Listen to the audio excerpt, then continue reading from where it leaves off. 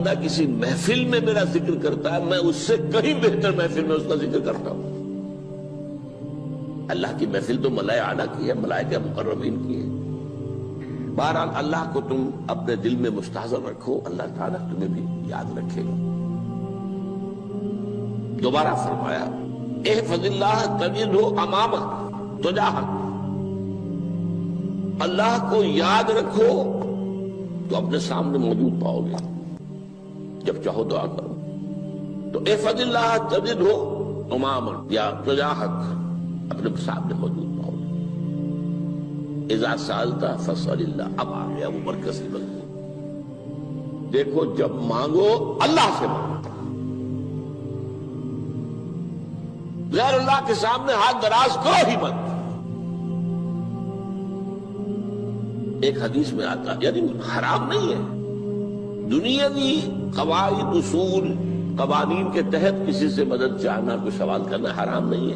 آپ سوال کریں، مدد لیں، اسی پر دنیا قائم ہے، ایک دوسرے کے ساتھ تعاون کے ساتھ۔ لیکن اونچا مقام کیا ہے؟ کسی سے سوال مت کرو سوائے اللہ، یہاں تک کہ جوتے باندھنے کا تسمہ تمہیں درکار ہے تو بھی کسی سے مت مانگو، اللہ سے مانگو۔ کیا پتہ اللہ کس کے دل میں ڈال دے اور وہ آ کے تمہیں تسمہ پیش کر دے۔ ہوتا ہے ایسا، بس اوقات ہوتا ہے۔ جو اللہ کے ساتھ لو لگا کر رکھنے والے ہیں ان کے تو ایسے واقعات ہوتے ہیں کہ دل میں ایک بات آئی اور اس کے بعد وہی بات جو ہے وہ کوئی شخص آ گیا اور اس نے وہ بات پوری کر دی۔ کیونکہ لوگوں کے دل جو ہے وہ تو اللہ کے دو انگلیوں کے مابین جو چاہتا پھیر دیتا ہے۔ کیا پتہ اللہ کسی فرشتے کو انسانی شکل میں بھیج دے، آتا ہے فرشتہ، آتا ہے انسانی شکل میں، آتا ہے آپ کی تکلیف کو رفع کر دے، آپ کی ضرورت کو پورا کر دے۔ اسی سے مانگو، کسی اور سے مانگو۔ یہ ہے توحید کا لب لباب۔ یوں سمجھیے اسلام کی جڑ کیا ہے؟ ایمان۔ اسلام کا جو خارجی نظام عمل ہے، انفرادی اعمال ہو، اجتماعی ہو، ان سب کی روح رواں کیا ہے؟ ایمان۔ ٹھیک، ایک بات ہو گئی۔ ایمان کا خلاصہ لب لباب کیا ہے؟ ایمان باللہ۔ جیسے ایمان بالآخرہ بھی ہے، ایمان بالملائکہ ہے، ایمان بالانبیاء ہے، ایمان بالرسل ہے، ایمان بالکتب ہے، ایمان بالقدر ہے، لیکن اصل ایمان، اسی لیے ایمان مجمل میں آپ کو معلوم ہے کسی اور چیز کا ذکر نہیں۔ آمنت باللہ کما ہوا باسمائہ وصفاتہ وقبلت جمیع احکامہ اقرار باللسان وتصدیق بالقلب، یہ ایمان مجمل ہے۔ اجمالی طور پر ایمان اس کا نام ہے، ہاں مفصل تفصیلی طور پر آمنت باللہ وملائکتہ وکتبہ ورسلہ والیوم الآخر والقدر خیرہ وشرہ من اللہ تعالی۔ تو اسلام کی جڑ ایمان، اور اسلام کا سارا جو نظام عمل ہے، چاہے انفرادی اعمال ہو چاہے اجتماعی، ان سب کی روح رواں ایمان، اور ایمان کا خلاصہ ایمان باللہ۔ اور ایمان باللہ کا اصل حاصل وہ ہے جو اس حدیث میں آ رہا ہے۔ اس کے دو ہیں تقاضے، عبادت صرف اسی کی، استعانت صرف اسی سے۔ اس لیے میں نے سورہ فاتحہ کا تذکرہ شروع میں کیا۔ یہ عبادت کا جوہر ہے، عبادت کا جو ہے یہ ایمان کا حاصل۔ عبادت صرف اس کی ہے اور استعانت صرف اس سے۔ استعانت ہی میں سوال بھی آ گیا، یہ بھی مدد ہے۔ آپ کسی سے کچھ مدد مالی چاہ رہے ہیں یا کوئی اور مدد چاہتے ہیں، کسی کام میں مدد چاہتے ہیں، جیسے میں نے کہا تھا کہ سفارش کرانا چاہتے ہیں، یہ بھی مدد ہے۔ وَإِذَا اسْتَعَنْتَ فَاسْتَعِنْ بِاللَّهِ، اور جب مدد مانگو صرف اللہ سے مانگو۔ اور وہ سارے الفاظ یاد کر لیے، استدعاء، استعانت، استغاثہ۔ یہ جو غوث اعظم سے استغاثہ کیا جاتا ہے یہ تو شرک ہے۔ استغاثہ اللہ سے، دعائی اللہ کی۔ اس اعتبار سے استمداد، استعانت، استدعاء، استغاثہ، یہ سب اللہ سے، صرف اللہ سے۔ عبادت صرف اللہ، ایاک نعبد، اور استعانت صرف اللہ سے۔ مانگو صرف اللہ سے، جب مدد طلب کرو صرف اللہ سے۔ اور جان لو اگر تمام لوگ جمع ہو کر تمہیں کوئی فائدہ پہنچانا چاہے نہیں پہنچا سکتے، الا بشیء قد کتب اللہ لک وان اجتمعوا علی ان یضروک بشیء لم یضروک الا بشیء قد کتب اللہ علیک. اگر سب مل کر چاہے تمہیں کوئی نقصان پہنچا دے نہیں پہنچا سکتے مگر وہی کچھ جو اللہ نے تمہارے لیے لکھ دیا. اب بتائیے خوف کی جڑ کٹ جائے گی کہ نہیں؟ یہ جو ایمان جو ہے یہ خوف اور حزن دونوں سے نجات دلانے والی بات ہے. جو حقیقی مومن ہے وہ اللہ کا ولی ہے. حقیقی مومن وہ اللہ کا ولی ہے. اور الا ان اولیاء اللہ لا خوف علیہم ولا هم يحزنون. یہ اولیاء اللہ کو علیحدہ مخلوق نہیں ہے، کوئی ان کے سر پہ سینگ نہیں ہوتے، انسان ہی ہوتے ہیں. لیکن حقیقی معنی میں مومن ان اعتبارات سے جو آج ہم پڑھ رہے ہیں ایمان اس درجے کا پہنچ گیا تو اللہ کا ولی ہے. ان لوگوں کے لیے خوف کس بات کا ہوگا؟ کس سے خوف کروں؟ اس کے ہاتھ میں کچھ ہے ہی نہیں. اور اگر کچھ اللہ نے میرے لیے لکھ دیا وہ آ کر رہے گا، چاہے میں لاکھ گڑ گڑاؤں اور اس کے سامنے کہ مجھے چھوڑ دے. اگر اللہ نے لکھا وہ آیا وہ تو آئے گا، تو کاہے کو اس کے سامنے گڑ گڑانا، کاہے کو جبرسائی کرنا اس کے سامنے. اور کسی کے ہاتھ میں کچھ ہے ہی نہیں، میرا خیر ہے ہی نہیں، کاہے کو خوشامد کروں اس کی. اور سنیے رفعت الاقلام. دیکھو نوجوان، قلمیں اٹھا لی گئی ہیں، وجفت الصحف، اور جو رجسٹر ہیں صحیفے ان کی سیاہی خشک ہو چکی ہے. یہ ہے وہ اللہ کا علم، اس میں ہر شے لکھ دی گئی ہے. اس کی قلم اٹھا لیے گئے. جیسے آپ کو معلوم ہے امتحان ہوتا تھا، 3 گھنٹے ختم ہو گئے، اسٹاپ رائٹنگ، بس اب قلم رک جانا چاہیے. وہ قلم تو تقدیر کا کاتب جو ہے وہ قلم اس کا اب اٹھا لیا گیا، اور جو صحیفے جن پر یہ لکھا گیا وہ خشک بھی ہو گئے. یہ تو روایت ہے جو امام ترمذی نے جس کو روایت کیا، یہ متن ان کا ہے جو ہم نے پڑھا ابھی، اور ان کا قول یہ ہے کہ یہ حدیث حسن صحیح ہے. لیکن یہی روایت اور انہی راوی سے عبداللہ ابن عباس سے رضی اللہ تعالیٰ عنہما اور بھی محدثین نے کی ہے. اس میں سے ایک اور متن جو ہے وہ یہاں پر امام نووی نے دے دیا ہے. احفظ اللہ تجدہ امامک، یہ تو پہلا وہ ٹکڑا تھا. وقت تو جاہک تھا، یہاں امامک ہے، امام مطلب ایک ہی ہے، اپنے سامنے پاؤ گے. اللہ کی حفاظت کرو، اللہ کو دل میں، اللہ کی یاد کو محفوظ رکھو، گویا کہ اللہ کو مستحضر رکھو. ذکر اللہ کے معنی کیا ہے؟ استحضار اللہ فی القلب، یہ ذکر اللہ ہے. جنہیں ہم ذکر سمجھ بیٹھے ہیں وہ ذکر کے ذریعے اقیم الصلاۃ لذکری، نماز قائم کرو میری یاد کے لیے. نماز ذریعہ ہے یاد کا. یہ علیحدہ بات ہے کہ آپ نے 17 رکعتیں بھی پڑھ لی ہو عشاء کی اور یاد آپ کو آئی ہی نہیں کوئی. آپ تو ایک میکینیکل انداز میں جو ہے وہ اٹھک بیٹھک کر رہے ہیں اور آپ کی زبان سے کچھ بھی نکل رہا ہے، تو اس کا آپ کے شعور سے، دل کی گہرائی سے کوئی رابطہ ہے ہی نہیں. وہ ذکر تو نہیں ہوا. ہاں نماز فرض تھی وہ ادا ہو گئی، آپ کی فرض ادا ہو گئی. تو جنہیں ہم نے ذکر سمجھا وہ ذرائع ذکر ہے. اللہ اللہ، سبحان اللہ، سبحان اللہ زبان سے، یہ تاکہ اس کے نتیجے میں وہ ذکر حاصل ہو جائے. استحضار اللہ فی القلب، ذکر کے معنی ہے استحضار اللہ فی القلب. تعرف الی اللہ فی الرخاء، اور دیکھو کشادگی کے وقت میں تم اللہ کو یاد رکھو، اللہ کی طرف رجوع کیے رہو، بھول نہ جاؤ.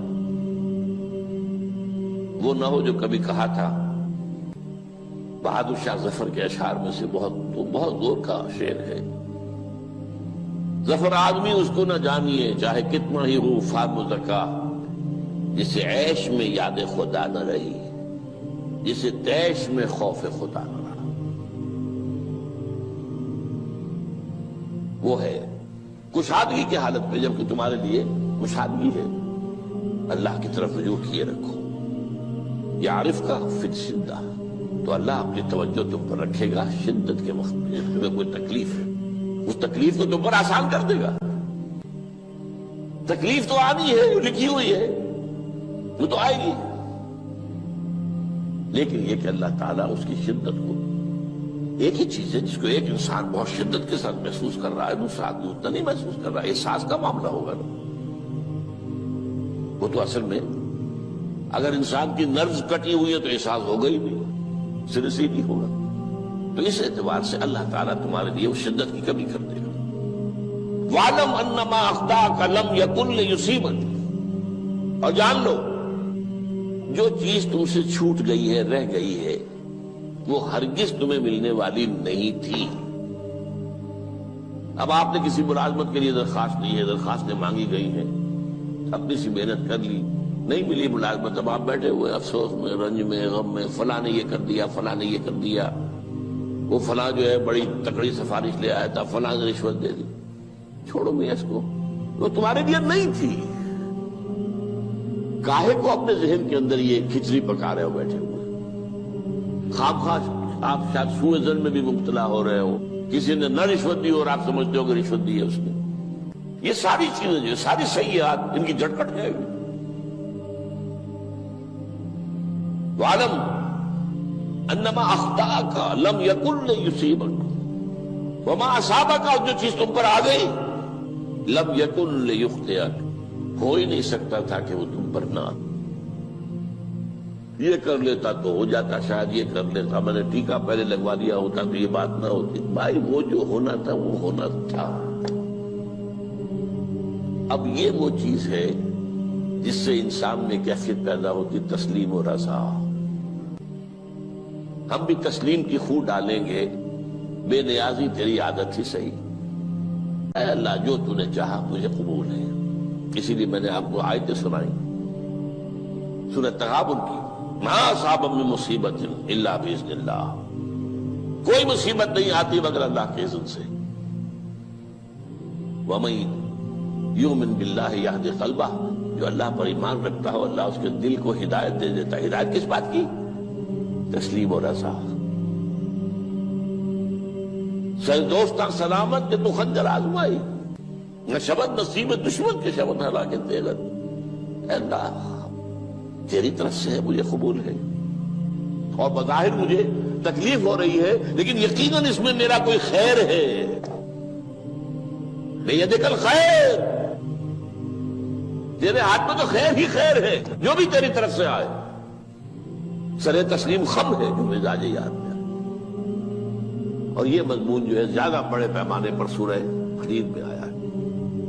ما اصاب من مصیبت فی الارض ولا فی انفسکم الا فی کتاب من قبل ان نبرأھا، کوئی مصیبت نہیں آتی نہ تمہاری جانوں میں نہ زمین میں، زمین میں زلزلہ آ جانا، سیلاب آ جانا، کچھ اور زمین کا دھنس جانا، یا یہ ہے کہ تمہاری جانوں میں کوئی بخار ہو گیا، کوئی اور تکلیف ہو گئی، اچانک معلوم ہوا کہ انسان کو کینسر ہے اور کینسر بھی اب 3rd سٹیج کو پہنچ چکا ہے، لیکن جو بھی آیا ہے وہ اللہ کے علم کی کتاب میں پہلے سے لکھا ہوا ہے۔ فی کتاب من قبل ان نبرأھا، یہ کتاب میں درج ہے اس سے پہلے کہ ہم اسے ظاہر کریں۔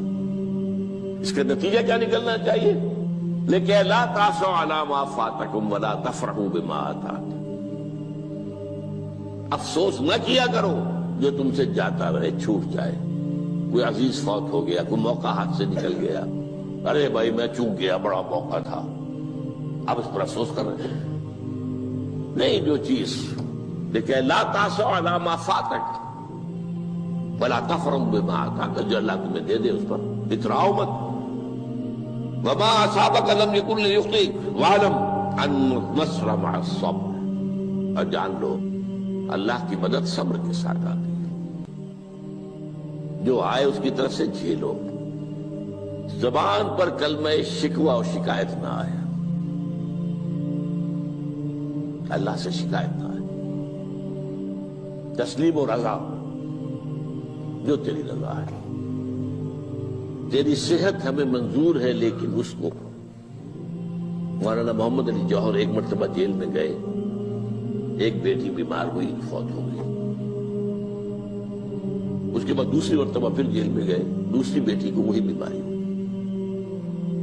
جیل میں اطلاع ملی کہ بیٹی کو یہ بیماری ہو گئی ہے، تو خط لکھا ہے اشعار کی شکل میں، کا آخری شعر یہ ہے، تیری صحت ہمیں منظور ہے لیکن اس کو نہیں منظور تو پھر ہم کو بھی منظور۔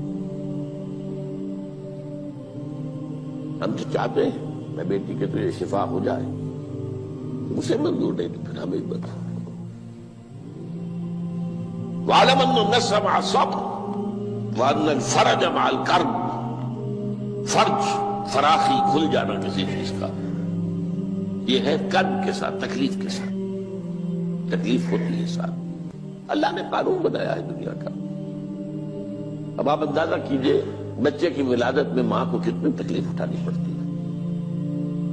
آج کل تو فیشن ہو گیا ہے، سیدھے سیدھے جاؤ، آپریشن کراؤ، تکلیف سے بچ جاؤ، لیکن یہ ہے کہ یہ بھی آپ کے علم میں ہوگا، وہ ساری تکلیف جیسے ہی بچے کو لا کر ماں کے برابر لٹایا ہے، ساری تکلیف ختم، پھر جو راحت میسر آتی ہے۔ ان الفرج مع الکرب وان مع العسر یسرا، اسی لیے میں نے وہ آیتیں بھی پڑھی تھی، ان مع العسر یسرا، ان مع العسر یسرا۔ اس دنیا میں یہ اللہ نے نظام بنایا ہے، سختیاں جھیلنی ہی ہوں گی۔ لقد خلقنا الانسان فی کبد، ہم نے انسان کو پیدا کیا مشقت کے اندر، مشقت تو کرنی پڑے گی۔ کسی کی جسمانی مشقت زیادہ، کسی کی ذہنی مشقت زیادہ، مشقت سے چارہ کسی کو نہیں۔ تو یہ ہے ان مع العسر یسرا، ان مع العسر یسرا۔ بارک